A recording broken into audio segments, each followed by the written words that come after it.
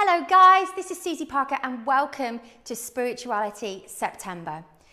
I have been toying with this for a while. I started my spiritual journey back in February when I found myself randomly in a church one Saturday afternoon. I'd seen on Facebook that there was a Yes You Can Women's Conference, and my intention was to take Sarah because there was going to be a young girl there who was 11 who made lip glosses and sold them, and then the money that she made, the profit that she made, she gave to World Vision. And she was going with her mum, a lady called Ezaviv, who is a singer here in WA, and she also raises money for World Vision. And I thought it would be a beautiful way for Sarah and I to go together and for her to be inspired by this little girl and for us to have some time together. How it worked out is that Sarah isn't great with change, so she ended up having a bit of a freak out and not coming with me. And I took my other two little ones and we spent 4 hours in this wonderful church called Grace Church. I remember finding myself there thinking, what am I doing here? Like, I had no idea it was going to be about church stuff.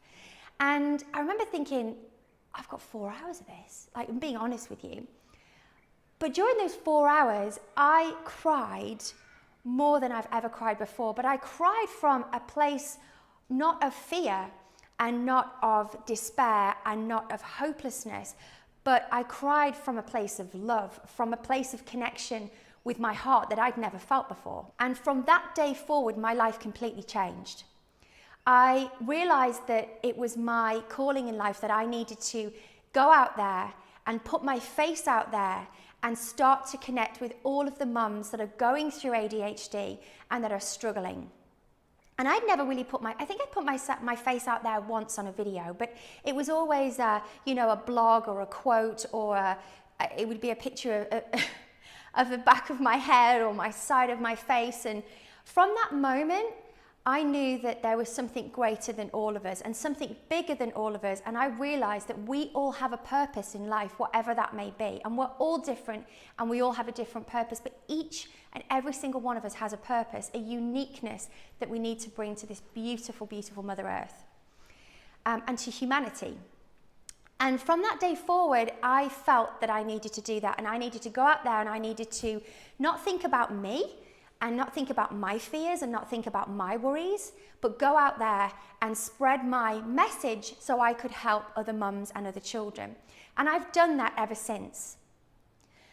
At the same time, I also felt Sarah she has ADHD, and I like to think of it a little bit more as indigo children, and I'm going to explore that with you and share that with you shortly.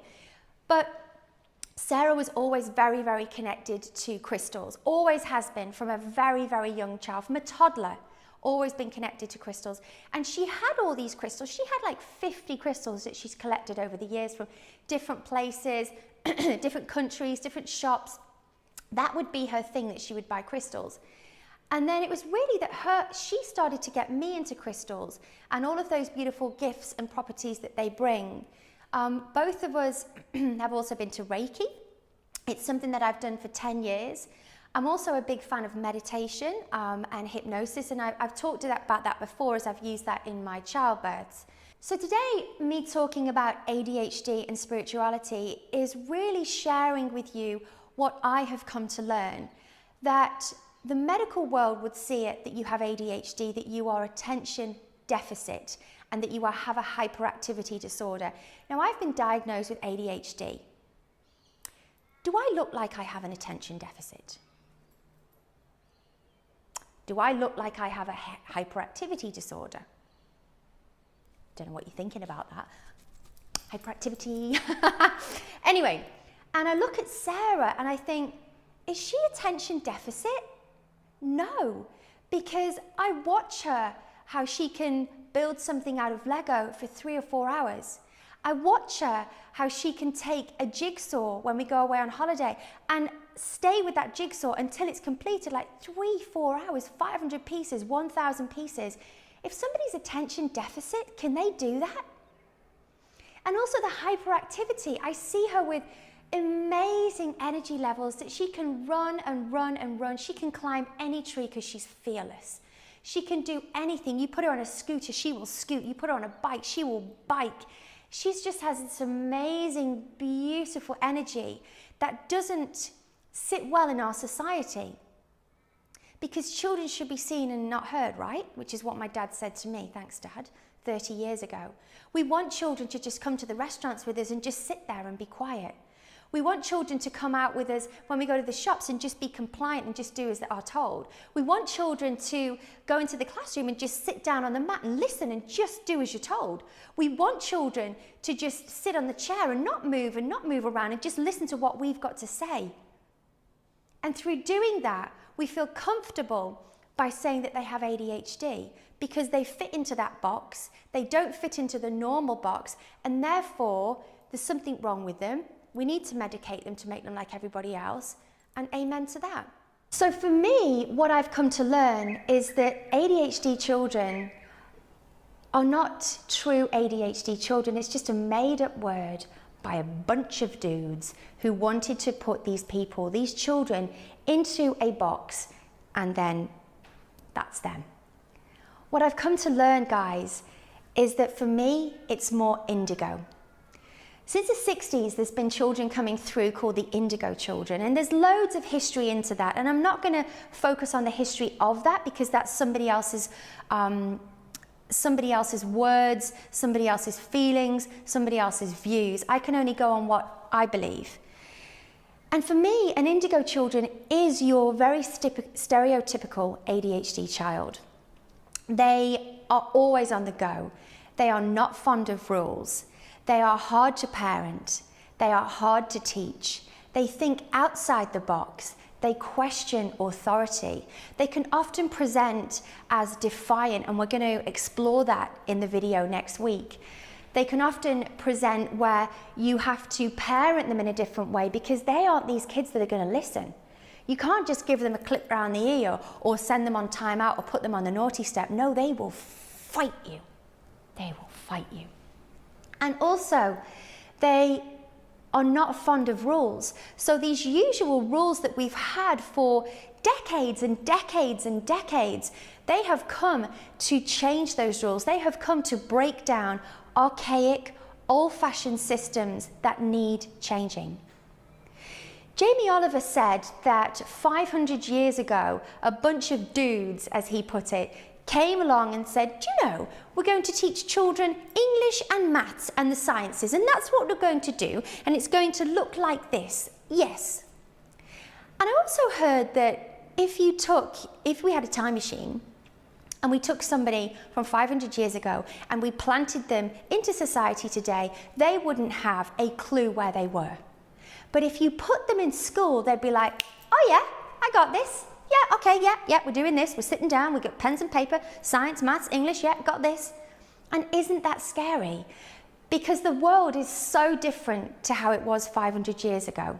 Profoundly different. Our children's lives are so much faster than they've ever been. They've got more distractions than they've ever had. We've got iPads, iPhones, TV, where now you don't just have 1 or 2 channels, you can have 100 different channels on Netflix and iMovies or however that looks. Parents are busy, grandparents are busy. Life is going 100 miles an hour. They have probably done more before they get to school than in the olden days they did in a month. And we're still trying to teach this child that presents in this very, very different way. What our children need is they need to be able to have time to meditate, to breathe. We need to bring in more essential oils, more singing bowls, more crystals, more of that new age, wonderful hippie stuff that is going to help our children today. And what's really interesting, if I go back to ADHD and spirituality, is I was only reading yesterday about a beautiful lady who's going into her local schools and doing meditation with the children. She's getting them to lie down on the floor.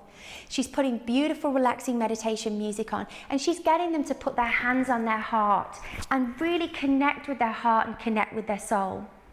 She said out of all the children in that class, The children that were so present, the children that went right into that, the children that just got really into that beautiful essence and love were the children with ADHD.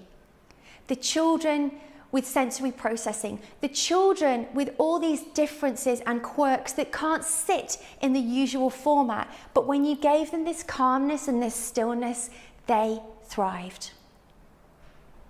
What I've come to learn is that ADHD is more like indigo, and these indigo children are so spiritual. I've been connecting with thousands of parents over the last year since I've been blogging, and all of these mums and dads are telling me that their children are so spiritual, that they're intuitive, they can feel energies around them, they can feel negative energies, they can almost be a mirror to us. So when we're losing our shit, guaranteed that they will start to lose theirs, because they can pick up on our energy. They can pick up on energies when people don't like them. They can pick up on energies when teachers don't like them, and then they start to become really quite unruly and defiant. They are really connected to energy, they are really connected to nature, and they are really connected to their environment and the world and animals. And it's time that we stop looking at them as attention deficit. It's time that we stopped looking at them as hyperactivity disorder, and to see them as the wonderful indigo spiritual children that are here to change our world. I'll see you next week, guys, where we discuss spirituality and oppositional defiance disorder. Not two things that usually go together, but I've put them together and I can't wait to share it with you. Have an awesome week.